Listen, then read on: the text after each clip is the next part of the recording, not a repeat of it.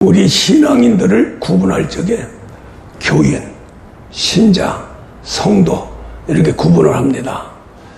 교인은 이제 처음 들어와서 이제 물세례 받고 이제 어린 신앙으로 이제 신앙생활 하는 거죠. 그래서 그런 사람은 교회를 잘 만나야 됩니다. 그 다음에 이제 신자서 들어가면 이제 선생을 잘 만나야죠.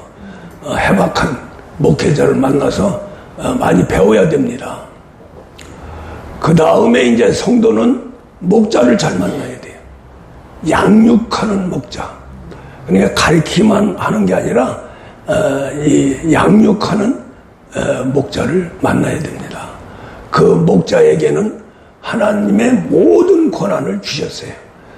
우리가 마태복음 28장에서 예수님 마지막 가시면서 아버지가 나에게 모든 땅과 땅 아래 하늘까지 전부 모든 것을 내게 주었으니 너희들은 가서 모든 족속을 제자로 삼아 아버지와 아들과 성령의 이름으로 세례를 주고 잘 가르쳐 지키게 하라. 그래야만 세상 끝나는 순간까지 너희와 함께 하리라. 할렐루야.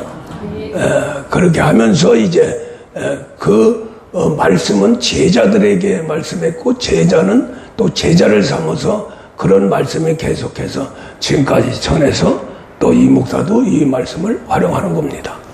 그래서 거기서 이제 중요한 것은 뭐냐면은 아버지와 아들과 성령의 이름으로 세례를 주고 이 세례는 요한복음 3장 5절에서 말씀한 대로 물과 성령의 세례입니다. 그래서 물 세례 받고 신앙생활하는 사람들은 이제 신자고요. 성령 세례를 받고 신앙생활하는 사람들은 이제 성도라고들 합니다. 성도는 신자는 그대로 그냥 믿어요. 앉아서 말씀을 그대로 받아서 아멘.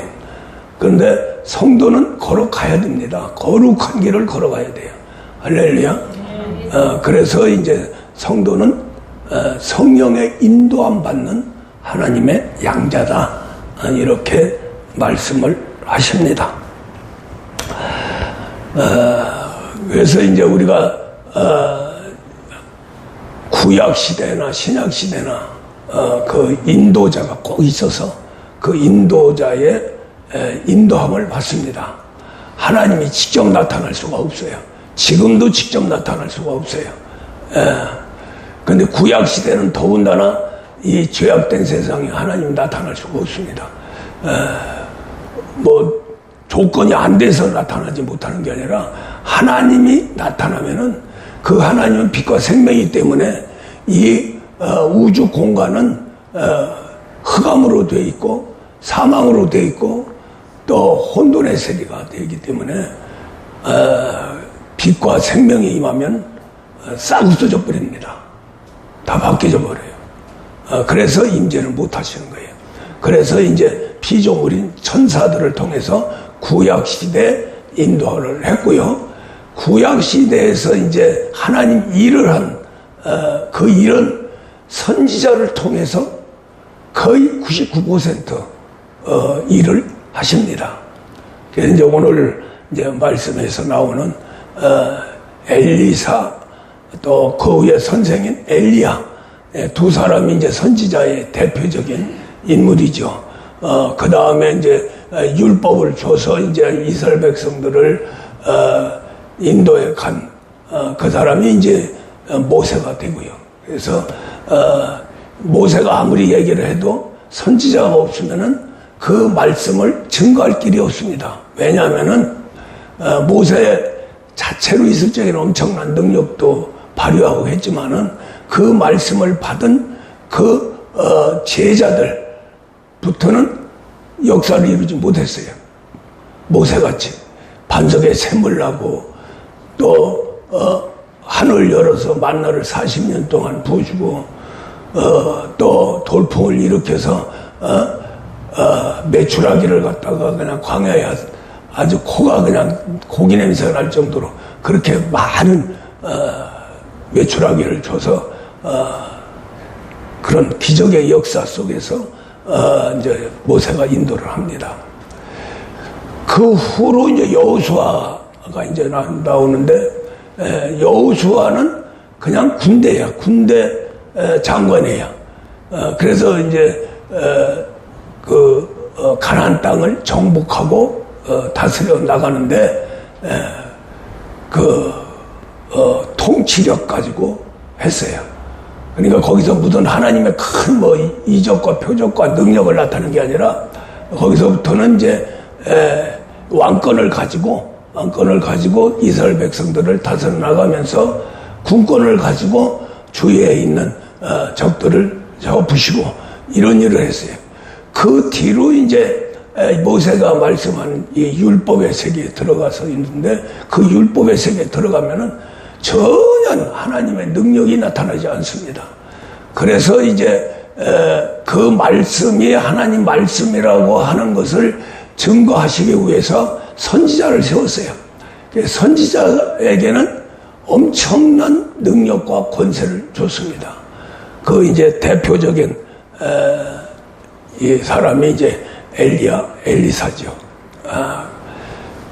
그래서 이제 우리 예수님이 변화산에서 이제 기도를 할 적에 우리 예수님이 막 변화돼가지고 하나님과 교통을 합니다. 그럴 적에 누가 나타나느냐면은 모세하고 엘리야하고 나타났어요. 그게 이제 율법의 대명사인 모세, 선지자의 대명사인 엘리야, 그 두 사람이 나타나서 우리 예수님의 기도를 도왔죠. 그 이제 세상적으로 이렇게 봤을 적에는 도우는데 영적으로는 그 모세는 우리 예수님의 육신 속에 들어가고 그 다음에 엘리야는 영혼 속에 들어가신 겁니다. 그래서 이제 결코 그리스도의 사역이 되게 되는 거죠. 하이놈에 와서 한번 맞춰보겠다고 그러노. 자, 그래서 우리가 이제 그 엘리사 요 두 분 이제 그 구약 시대 최고의 선지자였었는데 이 엘리사도 그렇고 엘리야도 그렇고 엘리사도 그렇고 이름이 비슷해요. 끝만 틀리지 야와 사와만 틀리는 거예요. 그래서 두 사람을 하나님이 택합니다. 택해서 선생과 제자로 삼아가지고 아주 극적인 인수인계 작업을 하게 되죠. 여기에서 또 영적인 비밀은 뭐냐면은 구약의 사람이 신약으로 변하는 과정입니다. 또 모든 선생은 제자를 삼아야 되는데 마태복음 28장 말씀처럼 제자와 선생과 제자 사이는 이런 걸로 해서 인수인계가 돼야 된다 하는 것을 보여준 게 열왕기하 2장 엘리사가 사명을 다 끝나고 엘리사에게 이제 물려줘야 되는데 그때에 이제 하나님이 엘리사를 시험을 합니다. 그때 당시에 엘리야의 제자들이 50명이 있었는데 이제 엘리야가 이제 떠난다고 그러니까 이제는 다 끝났다. 이제 뿔뿔이 헤어져서 살 길을 찾자. 그렇게 했는데 택정된 엘리사는 생각도 다르고 마음도 달랐어요. 또 행동도 달랐어요. 온전히 선생인 엘리야의 모든 것을 받아서 내가 엘리야보다 더 갑절의 능력을 받고 영광을 받고 그래서 하나님의 사명을 감당하리라. 그런 결단을 하고 엘리사는 엘리야를 뒤로 쫙 가져냥 가까이 계속 쫓아다닙니다. 구차할 정도로. 그래 엘리야가 야 이제 그만 좀 쫓아다녀라. 그러니까 엘리사가 내 사심과 하나님의 사심을 합해서 솔직하게 얘기하는데 죽을 때까지 따라가리라. 그래서 그렇게 따라갔어요. 근데 뒤따라서 이제 저 멀찌감치 따라오는 나머지 제자 50명은 궁얼거리면서 왜 엘리사가 저렇게 엘리야를 못 살게 국을 굽고 저렇게 막 그냥 되지도 않는 걸 이렇게 따라다니냐 하고 비판을 많이 했죠. 그 비판할 때마다 엘리사가 호통을 칩니다. 내 갈 길 내가 가는 이들이 무엇 때문에 자꾸 시비를 거느냐. 이제 그래서 이제 그 다음부터 이제 계속해서 3단계 세계로 들어갑니다. 길갈까지 갔는데 길갈은 이제 엘리야가 여호수아가 이제 가나안 땅을 정복해서 들어가는 길목이에요. 그래서 길갈이라고 하는 그 이름 자체가 굴러간다. 가나안 땅은 굴러가는 세계입니다. 뛰어가는 세계가 아니고. 그 말은 굴르면은 사람이 완전히 아주 능력 없는, 힘 없는, 불어넣어서 이제 굴러가는, 그것을 이제 말씀하는데, 그렇게 된 사람을 하나님이 굴린다는 거예요. 하나님이요. 할렐루야. 그래서 온전히 하나님이 인도한다는 거죠. 그런데 그 길을 걸은 게 이제 여호수아입니다. 여호수아예요. 엘리야가 엘리사에게 훈련을 시킬 적에 제일 먼저 간 곳이 길갈이에요. 그 말은 엘리사야, 세상 모든 거 다 버리고 오직 여호와 하나님만을 바라보고 인도함 따라 순종해라 하는 것을 몸소 보여주기 위해서 길갈로 인도를 합니다. 그래 이제 너는 여기서 이제 그런 훈련 받아. 그렇게 하면서 이제 엘리야가 베델로 갑니다. 베델로 가는데 또 엘리사가 쫓아와요. 그래서 제발 좀 쫓아오지 마라.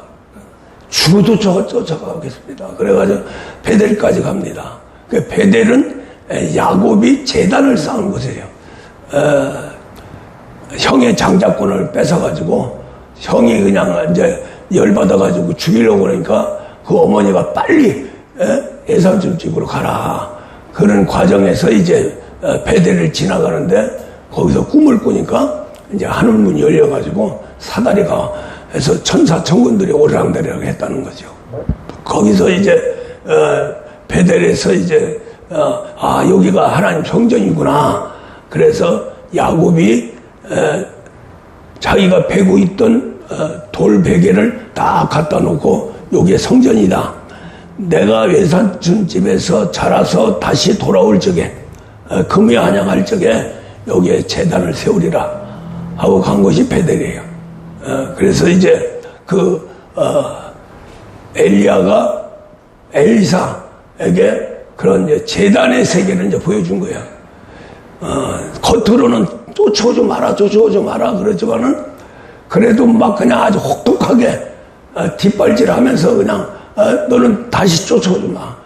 그럴 적에 엘리야 선생 입장에서는 쫓아와야지. 베델까지 쫓아와야지. 네가 제단이 돼야지. 그런 마음으로 했다는 거죠. 무슨 말 이해가십니까? 그러니까 뒤에 있는 제자들은 거봐라. 쫓아오지 말라는데 왜 자꾸 굳게 쫓아가느냐고 하죠. 결국 엘리사가 나중에는 이제 승리하잖아요. 그러고 이제 끝까지 부정적으로 했던 50명 제자들은 선생을 다 잊어버리고 결국 이 세상에 빠졌죠. 그 다음에 이제 어디로 갔느냐면은 이제 요단강으로 가게 됩니다. 요단강. 요단강 건너가리 마지막 시험이죠. 그래서 이제 나는 간다. 이제 하나님 부름 받아서 나는 간다. 너는 베델에서 지키고 있어. 그런데 죽어도 함께 가겠습니다. 끝까지 따라오니까 엘리야가 뭐라고 얘기를 했냐면은 그렇게 끝까지 네가 따라오는데 뭘 그렇게 요구를 하느냐. 그때에 이제 선생의 영감의 갑절을 받기를 원합니다. 그러니까 지 선생보다 나은 사람이 되기를 소원한다는 거예요. 엘리야가 너무 부담스러운 것을 요구한다. 그러나 내가 내 앞에서 없어지는 그 순간에는 그 일이 이루어지리라. 할렐루야. 예. 그래서 이제 요단강을 이제 건너는데 엘리야가 자기 우쪽으리를 벗어서 요단강을 막 칩니다. 요단강이 쫙 갈라지죠. 그렇게 하면서 이제 그 마지막 끝에 딱 하나님이 불병거를 딱 준비해놨다가 거기 엘리야가 타고 하늘로 올라갑니다. 엘리사는 밑에서 이제 막 난리가 난 거죠. 약속도 안 하고 명령도 안 하고 축복도 안 하고 그냥 하나님이 주시는 불병거 타고는 하늘로 올라가니까 엘리사는 환장하는 거예요. 그냥 방방방방 뗐다가 그때서 이제 엘리야의 그 이름을 부를 적에 엘리야 선생이여 부르는 게 아니라 아예 그냥 급하니까 아버지여 하고 불렀어요. 아버지, 이 자식을 위해서 영감의 갑절례로 주고 가야지 그냥 가시면 어떡합니까? 그렇게 이제 막 방방 뛰니까 엘리사도 급해가지고 자기도 그렇게 불병거가 바로 있어서 날아가는 줄 몰랐는데 날아가는데 구름이 싹 덮으면서 엘리야가 자기 위쪽으로 급하니까 그 요단강을 갈랐던 위쪽으로 딱 벗어가지고 던집니다. 그래서 엘리사가 받았죠. 그것을 이제 받고 엘리사가 뒤 돌아서서 엘리야의 하나님 어디 가셨나이까 하고 자기도 엘리야의 우쪽을 가지고 요단강을 막 칩니다. 그러니까 쫙 갈라지죠. 그때부터 이제 엘리야는 하늘로 떠나고 그 다음에 엘리사가 이제 그 바톤을 받아서 선지자 노릇을 한 거죠. 그래서 엘리야 하면 엘리사 반드시 나옵니다. 왜냐하면은 엘리야는 객관적인 선지자였어요. 그런데 이 엘리사는 실존적인 선지자였어요.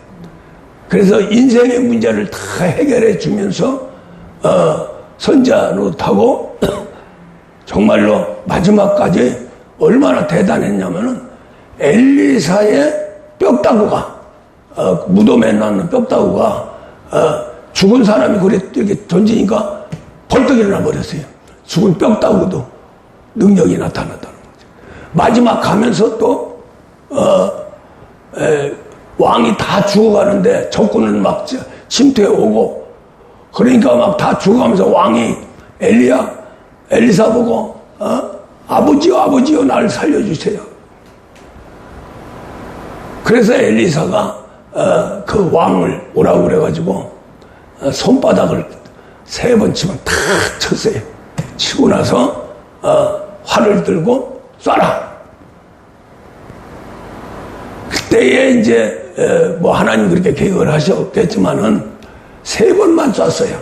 3번 다 물리쳤어요. 그러니까 이 왕이 안심을 하고 있었는데 결코 다시 적군이 침투해서 이스라엘이 망합니다.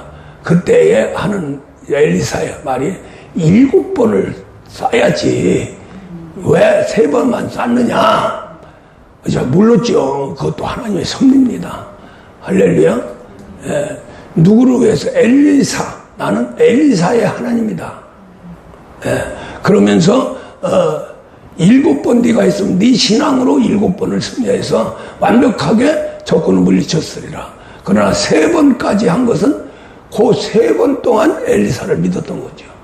무슨 말 이해 가십니까? 이제 그런 사건들이 이제 오늘 말씀에서 이제 좀 나오게 되죠. 그래서 우리의 신앙생활은 어쨌든 간에 신앙생활 하는 데는 인도자를 잘 만나야 됩니다. 인도자, 선생이든,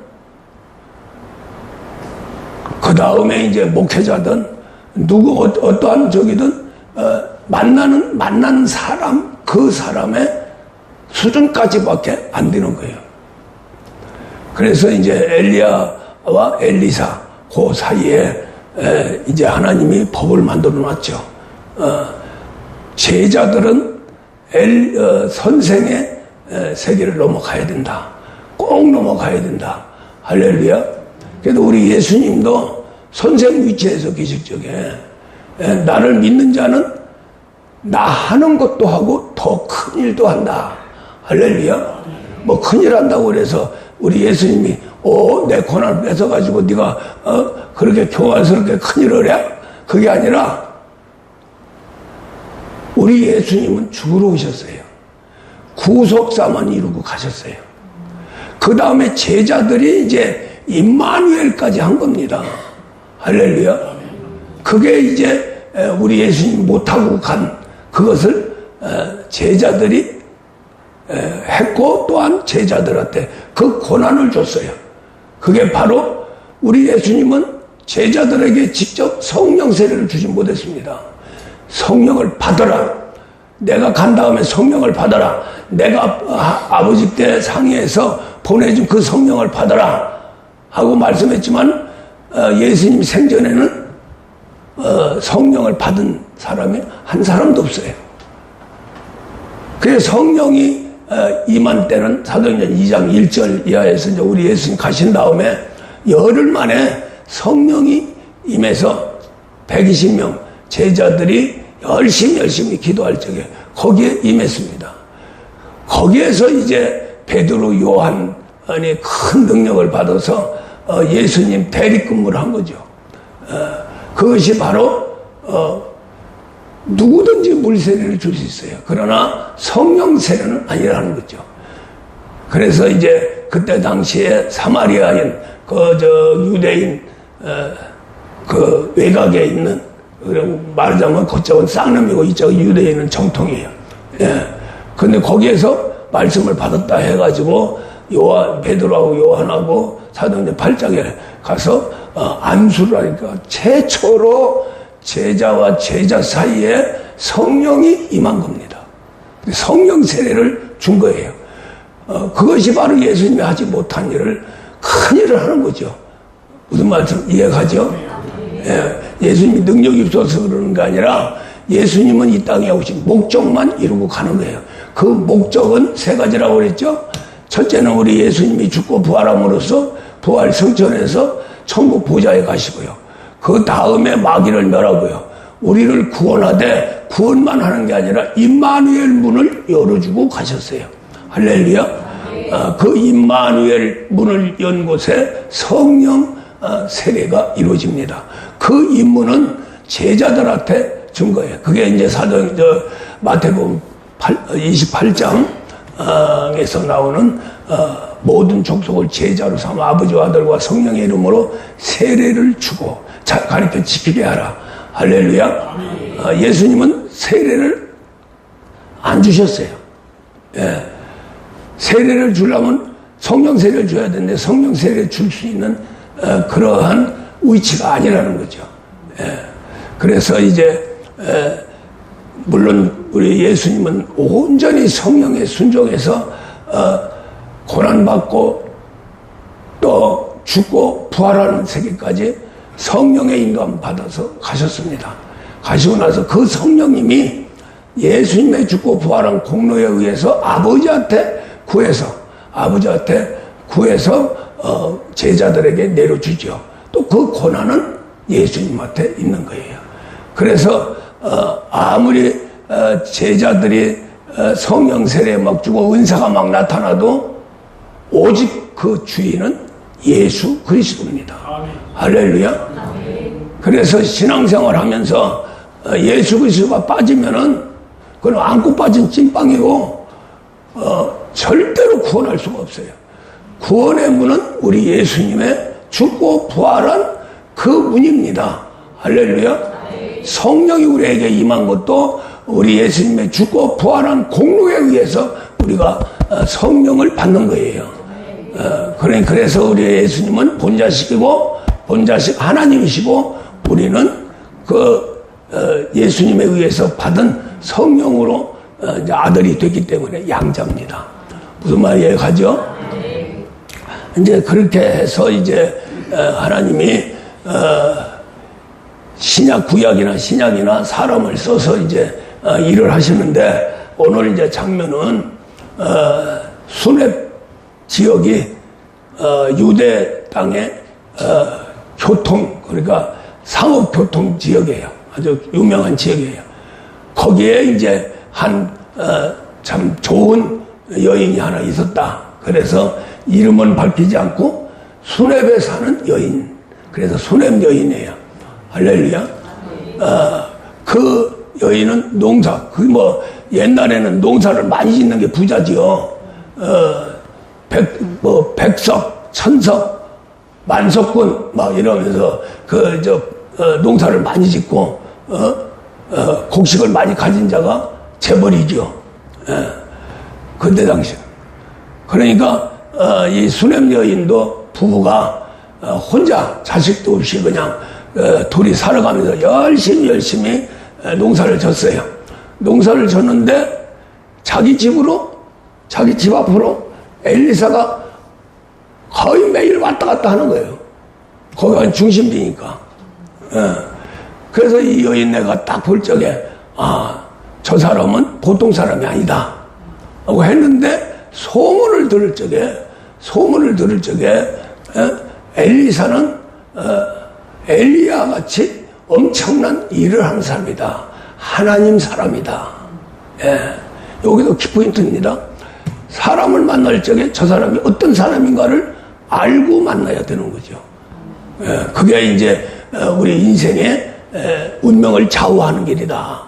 그래서 여기에서도 수냄 여인이 완전히 아주 자기 운명을 바꿔놓는 그 순간이 바로 엘리사를 만나는 겁니다. 처음에 만났을 적에는 옛날에 다 배고픈 시절이었으니까 선지자가 뭘 먹겠어요. 보면은 이제 누더기 옷을 입고 선지자는 옷 하는데 지나가면서 힘없이 지나가는 거죠. 그래서 수냄 여인이 불러가지고 식사를 대접합니다. 그러고 그 선지자한테 여기 지날 적에는 꼭 오셔서 밥 먹고 가세요. 그래서 몇 번 왔다 갔다 했어요. 왔다 갔다 했는데 이제 하나님이 그때부터 이제 수냄 여인을 감동시켜서 당신의 종을 이제 보살피게 합니다. 보호자입니다. 우리가 로마서 16장에서 베베라고 하는 사람이 바울의 보호자가 된 것처럼 또 목숨을 걸고 지킨 제자들, 달마다 와서 즐겁게 하는 제자다. 이런 사람들이 이제 바울을 이제 지켜주고 그랬는데, 이 양반도, 자기 남편한테 이왕이 오고 가고 하는데 밥만 줄 것이 아니라 저렇게 피곤하게 왔다 갔다 하는데 우리 좋은 방 하나 만들어 줍시다. 남편한테요. 그래서 이제 자기 집 위에다가, 옥상에다가, 엘리사의 집을 하나 멋있게 집니다. 멋있게 짓는데, 성경에서 아주 세밀하게 얘기를 해요. 거기에다가 촛대도 만들고 또 여러 가지 그 생활하는데 필수품 하다못해 슬리퍼 하나라도 다 준비해가지고 아주 한심 자는데 하루 자는데 조금도 불편함이 없도록 화장실까지 다 해서 아주 그냥 엘리사를 극진히 대접을 하죠. 근데 하루는 딱 들어놓아가지고 있는데 참 미안하거든요. 이렇게 대접을 받고 하니까 엘리사가 야 이거 뭘 좀 해주고 싶은데 뭘 해주란가 하고 고민을 했어요. 그때 당시에 엘리사의 위치는 왕을 줬다 폈다 할 수 있는 권세가 있었어요. 군대 장관도 다 그런 권한이 있어요. 성경에도 그렇게 얘기를 하죠. 그 여인네를 불러서 너희들이 사는데 왕이 또 군대 장관이 너희들을 도와줄 게 뭐가 있냐? 그것을 얘기하면 내가 왕한테 가서 얘기해서 돕게 하리라. 그랬는데 그 수냄 여인은 아니올시다. 우리 삶이 족합니다. 편히 쉬고만 가세요. 그러고 물러갑니다. 물러가니까 더 미안한 거예요. 그래서 엘리사가 게하시 사원을 불러가지고 야 저 집에 뭐가 문제가 있겠냐. 근데 그 게하시가 자기 이제, 선생한테, 엘리사한테 그런 얘기를 합니다. 다른 건 다 부족함이 없어요. 근데 늙도록 자식이 없습니다. 지금은 자식 나는 거 그렇게 자식 나라 별로 그렇게 뭐 느낌이 없는데 우리 때만 해도 자식 안 나면 쫓겨나고 그랬어요. 자식 못 나면. 그때 당시에는 자식이 최고죠. 하나님 다음에 자식이에요. 근데 무자식이 돼버리니까 밥 먹고 농사 짓고 편하게 돌아서 자고 하는데 재미가 하나도 없는 거예요. 자식이 있어가지고 뭐 싸우든 또 즐기든 기쁘든 평화롭든 자식의 역할이 그립지요. 그런데 그거는 이제 상상도 못했고요. 그래서 이제 게하시가 여기에는 다른 건 다 부족함이 없는데 부자식입니다. 남편은 늙었고 이제 내가 들에 가서 맨날 농사나 짓고 또 돌아와 밥 먹고 자고 농사 짓고 밥 먹고 자고 이런 아주 재미없는 그러한 삶을 살고 있어요. 그러니까 알았다. 그래서 그 수냄 여인을 부릅니다. 거기에서 딱 여호와의 이름으로 명령을 하죠. 내가 10달 후에 이때쯤 돼서 아들을 안으리라. 그랬어요. 그래서 수냄 여인이 아이고 웃겨 속으로 아니 지금까지 늙어가지고 저기 했는데 자식 없는데 저 양반이 진짜 돌았나. 그래가지고 수냄 여인이 아니올시다.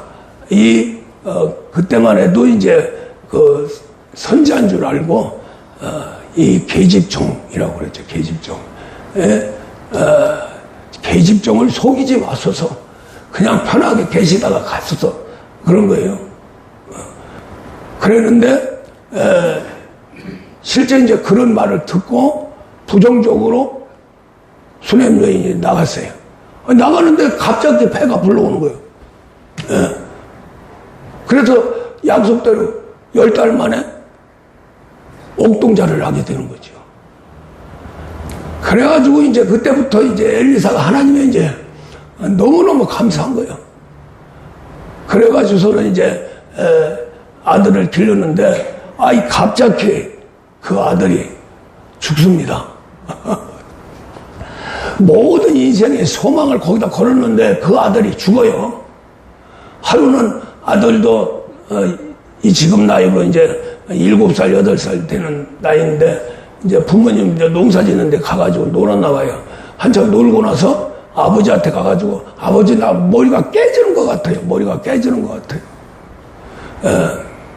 그러니까 그 아버지가 자기 아내인 수냄 여인한테 데려갔어요. 야 이거 큰일 났다. 얘가 머리가 아프다고 난리를 치긴다. 그런데 수냄 여인이 딱 안고 보니까 조금 있다 열나더니 죽어버렸어요. 인생은 이렇게 허무합니다. 살다가 어떤 일이 있을지 모르는 거예요. 팔팔하게 그렇게 참 놀던 아이가 갑자기 죽는다는 것은 상상할 수가 없는 거죠. 그것도 그냥 나서 기른 게 아니라 하나님의 종에 의해서 축복으로 준 진짜 엘리사가 미안해서 아들이라도 줘야 되겠다. 그래서 하나님한테 기도해서 아들을 줬는데 그것도 팔팔하고 귀여울 적에 얼마나 귀여워요. 7살, 8살 지나면은 그때부터는 부모한테도 대적하고 뭐 하기 때문에 골치 아파. 그게 이제 품 안에 있는 자식이죠. 품 안에 있는 자식은 이건 뭐 자기 목숨하고 똑같은 거예요. 얼마나 애기중지했겠어요. 그런데 그 아들이 갑자기 죽은 거예요.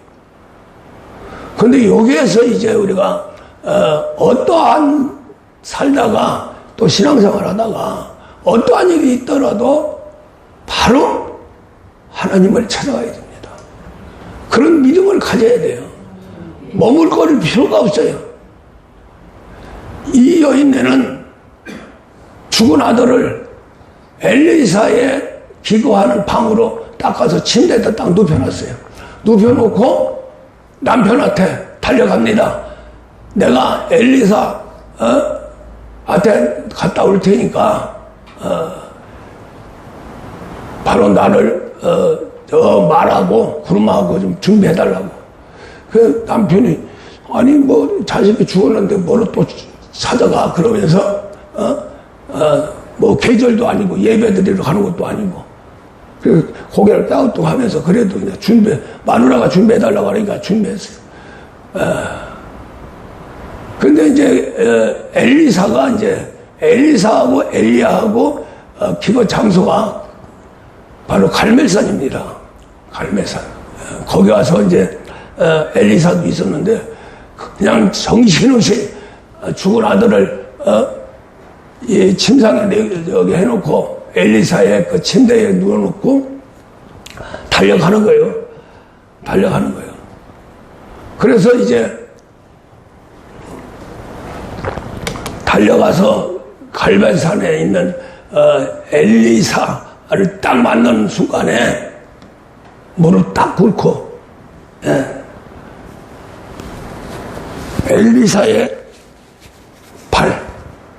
엘리사의 발을 흔쾌 잡고 흐느껴 옵니다.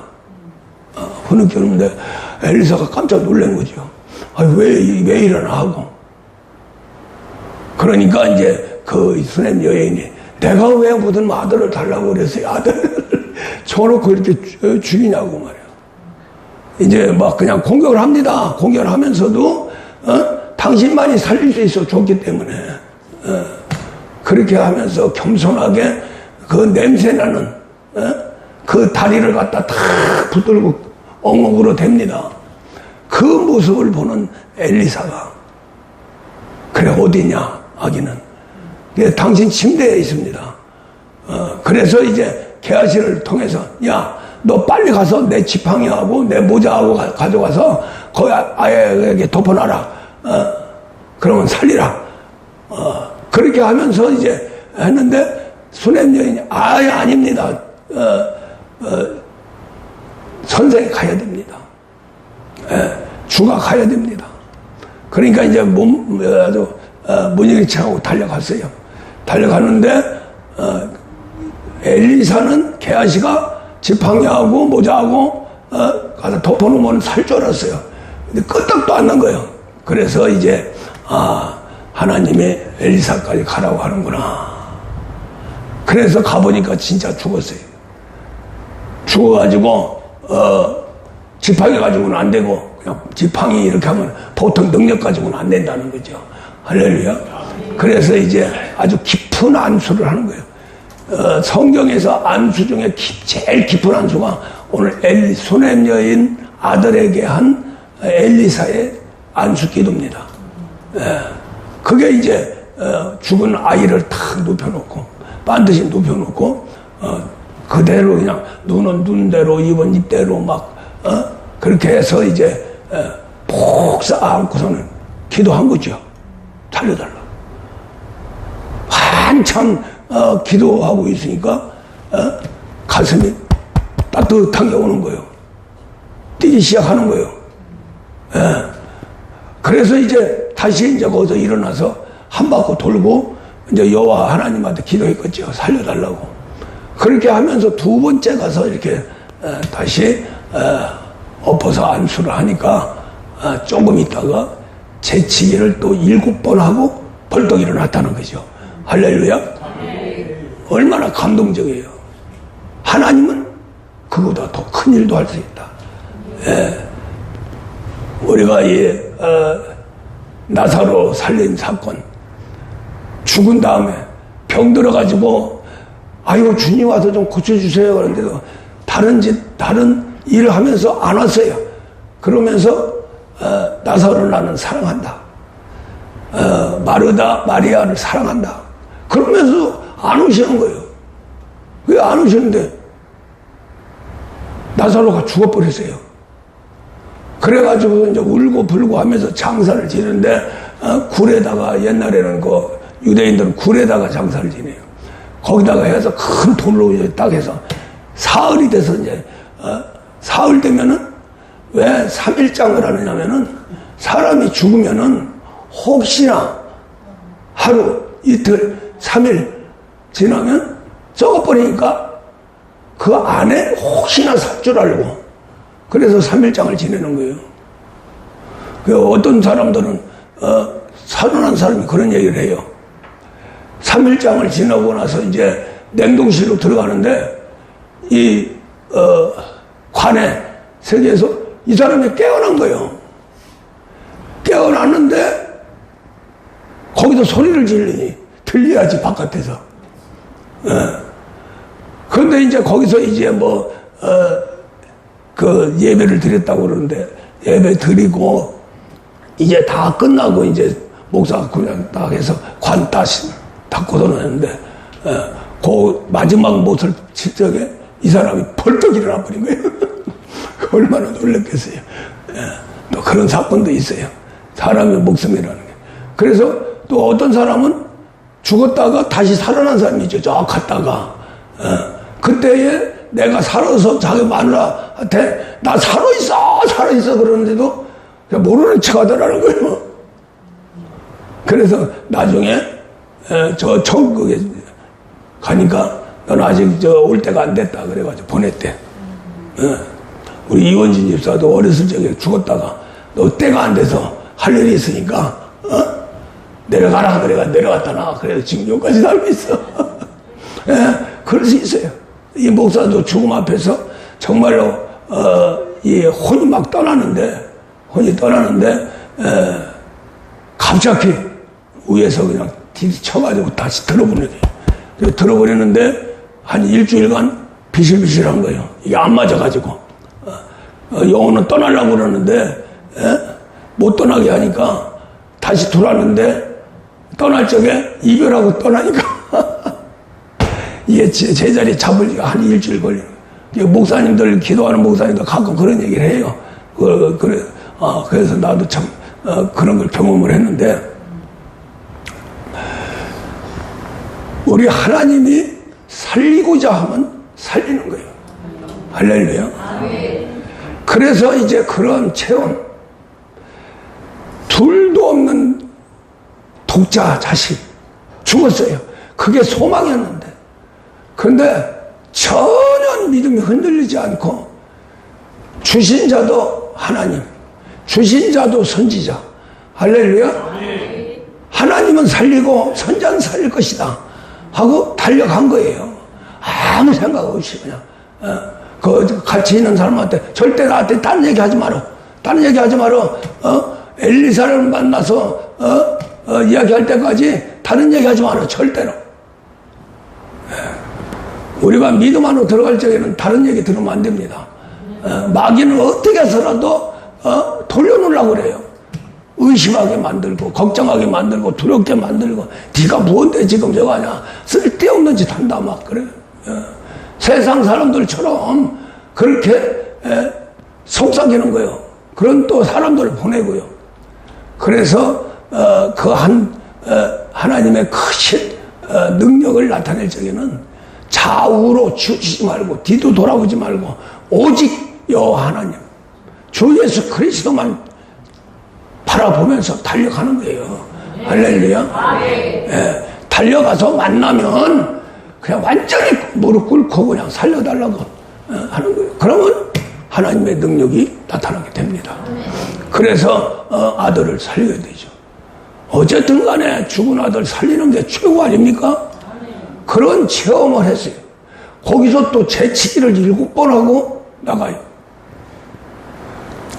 7 숫자라는 것은 완전한 하나님의 숫자입니다. 살려주는 숫자예요.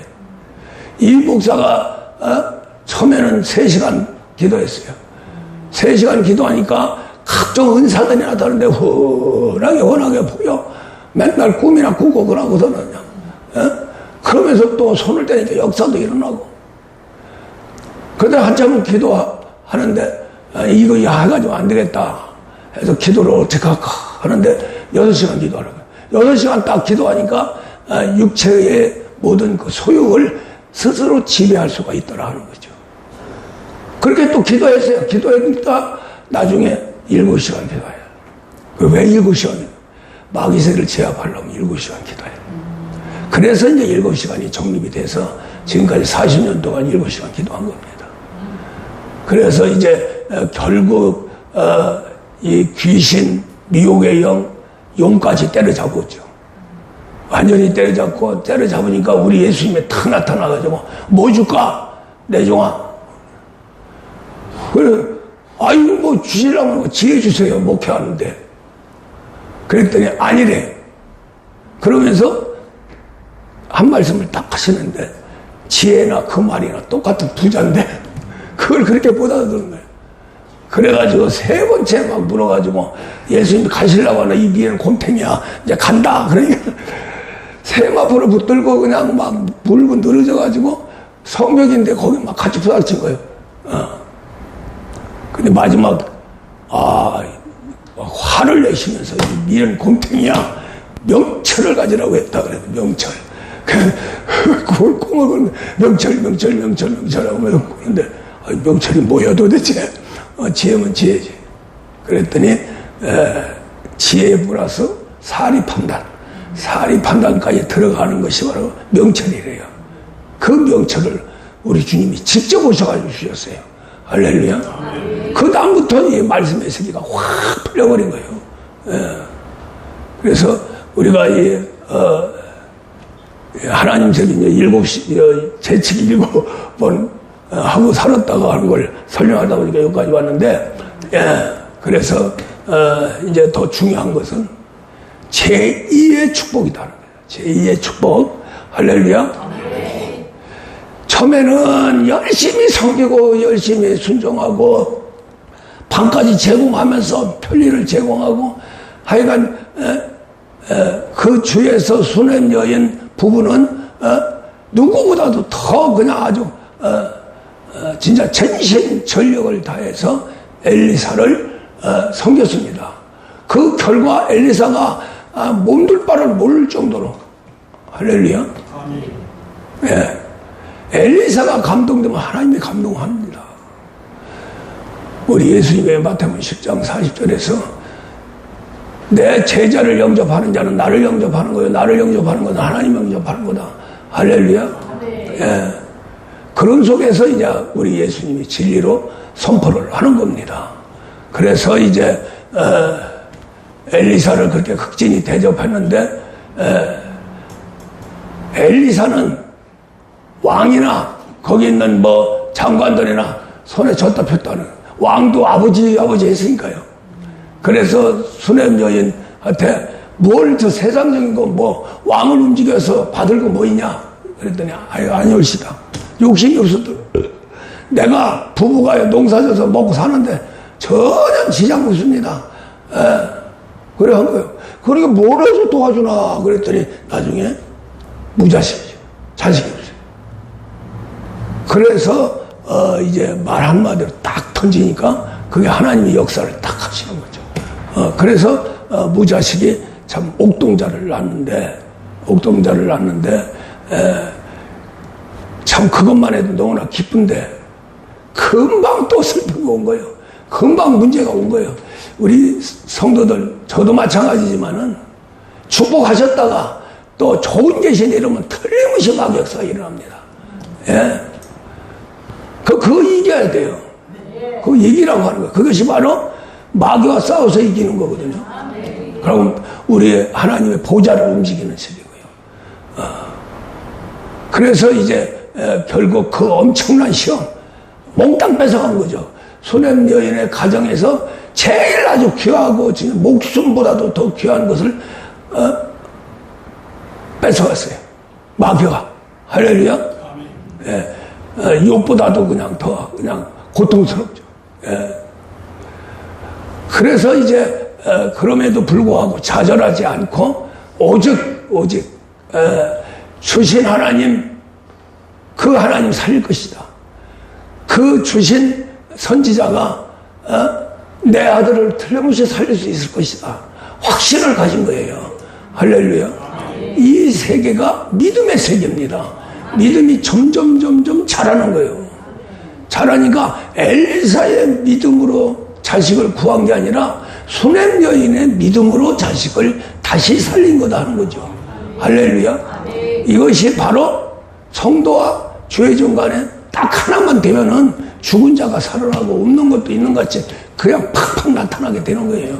할렐루야. 그게 법입니다. 법이에요. 그렇게 하면서 이제 믿음이 하루를 찔르지요, 수냄 여인. 그런데 이제 갑자기 세상에 이제 혼선이 옵니다. 그게 이제 기근이에요. 7년 동안 그 이스라엘에 기근이 생겼는데 엘리사가 그 여인을 부릅니다. 7년 동안 기근이 있으니 저 다른 곳에 가서 피신해 있어라, 부를 때까지. 그래서 이제 세 식구가 그 인접국가로 이제 피신을 하죠. 그래서 이제 그때부터 이제 7년 동안을 완전히 기근으로 해서 이스라엘이 쑥대밭이 되어버립니다. 쑥대밭이 됐는데 그때의 그 수냄 지역에서 수냄 여인의 가정은 그래 부자였죠. 근데 그 땅을 왕이 뺏어버렸어요. 주인도 없고 그러니까 뺏어가지고 가서 농사 져라. 그래 뭐 농사도 제대로 못 지지, 기근이 있는데. 그래가지고 이제 이 7년이 이제 지났어요. 7년이 이제 지나서 그 여인이 7년 전에 지나서 이제 농사 지을 수 있는 그런 때가 왔다 해서 이 여인이 이스라엘로 돌아옵니다. 돌아오는데 우리가 하나님의 역사는 빈틈없이 그냥 짝을 맞춰서 이루어 주십니다. 그때의 수냄 여인이 집을 가보니까 전부 왕이 뺏어갔어요. 그리고 그동안 소출이 있던 것도 다 뺏어가고. 그래서 이제 먹을 것이 없는 거예요. 이제 굶어 죽는 거예요, 세 식구가. 그래서 왕한테 가서 이제 하소연을 하려고 왕한테 갔는데 왕이 들어줍니까? 안 들어주죠. 그러는데 하나님이 꾸미는 드라마가 무슨 드라마냐면은 게하시 엘리사 종을 불러서 왕이 저 엘리사가 참 기적도 많이 일으킨다고 하는데 한 번 좀 얘기 좀 해줘라. 엘리사한테. 엘리사에 대해서. 그 얘기를 하려고 하는데 죽은 아들을 살린 그 수냄 여인이 딱 나타난 거예요. 이것이 바로 하나님의 만남의 세계입니다. 그 자연스럽게 만나지 않으면은 베드로와 백부장과의 만남, 이것도 영적으로 해가지고 만나게 하죠. 고넬로. 예. 환상을 보여주면서 베드로를 만나게 합니다. 또 바울, 완전히 복음을 아시아에서 유럽으로 돌린 사건, 마게도냐 사건, 루시아 한 여인의 기도로 인해서 환상으로 바울이 눈물 흘리면서 오라고 하는 것을 보여준 거예요. 그래서 가보니까 그 여인을 비롯해서 그 요단강에서 강가에서 막 기도를 하는 거예요. 그래서 거기 가서 같이 기도하다가 루디아를 만나서 이제 대접도 받고 복음이 그렇게 하면서 하나님이 절대로 아시아 가가지고 복음 전하지 마라. 예수 형이 그렇게 막아버린 거예요. 그래서 사도 바울도 이리 전하라고 하는구나 하고 깨달은 거죠. 예. 그 만남이라고 하는 세계는 진짜 택정된 만남, 그 다음에 하나님이 필요에 의해서 만남, 이러한 만남에서 우리는 순종해 가면 계속해서 하나님이 개입합니다. 할렐루야. 마지막 수냄 여인이 이제 굶어 죽는 거예요. 세 식구가 와서 고향에 와가지고 딱 보니까 왕이 다 뺏어가 버린 거예요. 그래서 왕한테 항의하러 갔는데 마침 왕이 엘리사의 종한테 엘리사 이야기를 묻는 거예요. 저 양반이 대단한데, 직접 아버지 같은 선지자한테 물어볼 수 없고, 왕도. 거기 종한테 이제 게하시한테 물어봤어요. 야, 네 선생이 그렇게 대단하다고 하는데 한번 쭉 얘기해봐. 그 얼마나 재미있겠어? 그러고 게하시가 딱 얘기를 하려고 하는데 딱 보니까 세 식구가 다 나타난 거예요. 왕이요, 다른 거 볼 것도 없어요. 저 식구, 그 다음에 어린애를 보면은 엘리사가 한 일을 압니다. 그러면서 저 아이가 죽었다가 살아나요. 그래가지고 거기서 이제 왕이 감동이 돼서 아예 수냄 여인 가정을 위해서 한 부서를 만듭니다. 부서를 만들어서 그 부서장한테 도와주고 내가 뺏었던 거 다 돌려줘. 그 다음에 7년 동안 농사져서 소출 있는 거 제일 소출 많은데 계산해가지고 그것까지 줘버려. 그러니까 갑자기 부자가 된 거죠. 참 하나님 세계는 이런 세계예요. 끝까지 믿음을 지켜라. 끝까지. 왜냐하면 우리는 원수마귀와 싸워서 이겨야 되는 숙명적인 운명을 가지고 태어났어요. 그 마귀의 종에서 하나님 사람으로 가는데 그냥 설렁설렁 해가지고 가는 게 아닙니다. 우리 사랑하는 성도님들, 이 목사가 목이 터져라 기도하세요. 거기다가 이 목사도 이제 나이가 있잖아요.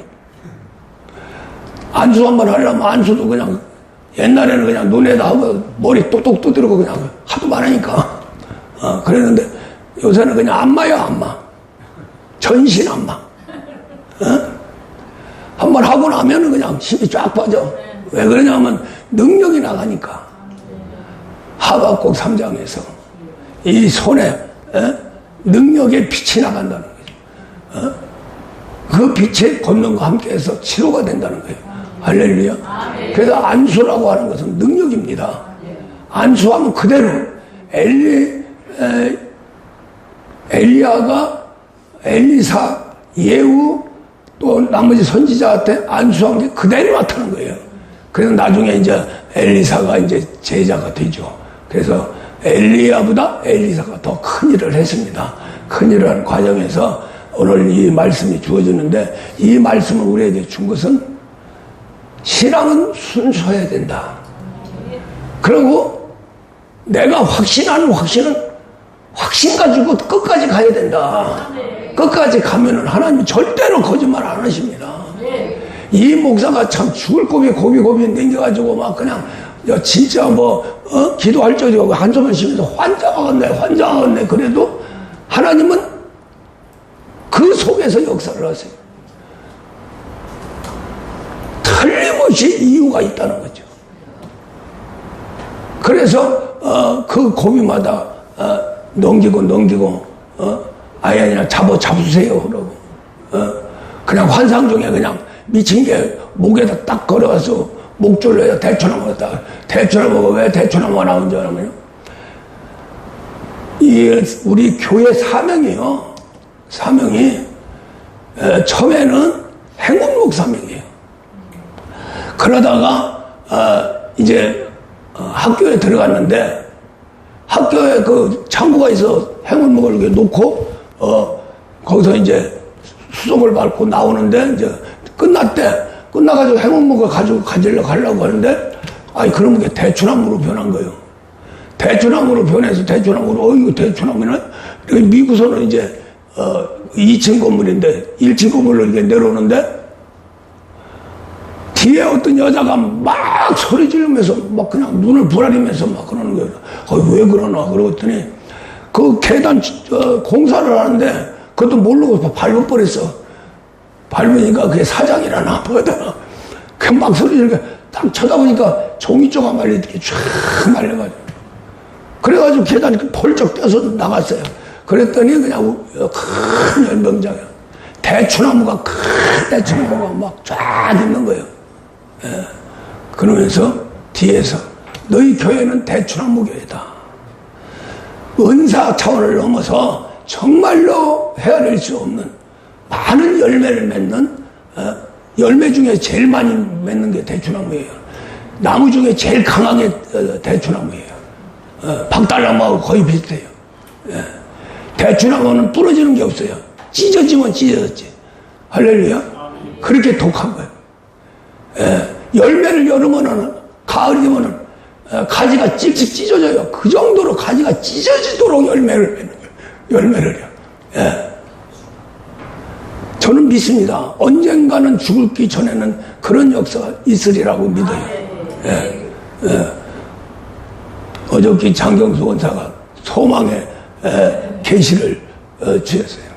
우리 교회가 너무 사람이 많아가지고 그냥 장권사가 그냥 출입을 하는데 그냥 걸려가지고 막 그냥 꼼짝달싹.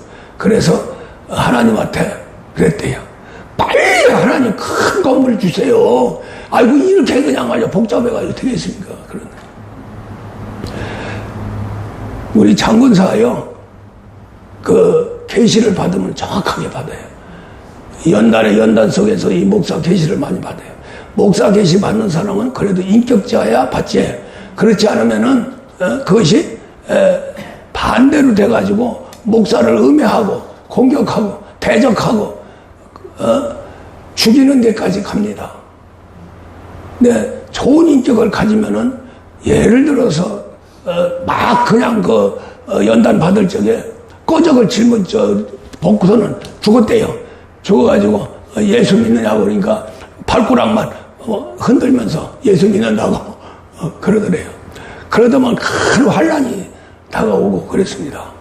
그래서 이번에는 이제 좋은 계시 받았으니까 좋게 이루어질 줄 믿습니다. 틀림없이 대추나무 같은 그러한 교회가 돼서 우리 주님 정말로 재림을 완벽하게 준비하는 재림주가 우리 교회에 올 수 있는 이 목사가 재림주가 아니고 이 종은 보잘것없는 죄인 중에 죄인이요 만물의 찢겨 날마다 죽을 수밖에 없는 존재입니다. 그러나 사명을 준 그 사명은 하나님 아들 만들어내는 것이고 아들을 14만 4천 만들어서 채워주면은 우리 주님은 재림을 하십니다. 재림하신 분이 우리 예수 그리스도예요. 할렐루야. 예수 그리스도가 어디로 재림합니까? 그리스도 예수로 재림하죠. 할렐루야. 그래서 저와 여러분 큰 지금 사명이 있습니다. 보잘것없고 이렇게 텅텅 비고 몇 명 안 되고 이 목사가 한 달 지나가려면 그냥 아주 그냥 똥줄이 타고 가슴이 시커멓게 되고 그렇게 해도 지금 이 목사가 설교하는 건 2,000명 3,000명 앞에서 설교하는 그 설교를 지금 하고 있는 겁니다. 할렐루야. 그래서 우리 성도님들 정말로 모두가 다 승리해서 이러한 주인공들 우리 예수님 하나님이 펼쳐놓은 성경에서의 드라마틱한 이러한 신앙생활의 모델들을 우리는 본받아서 끝까지 승리해야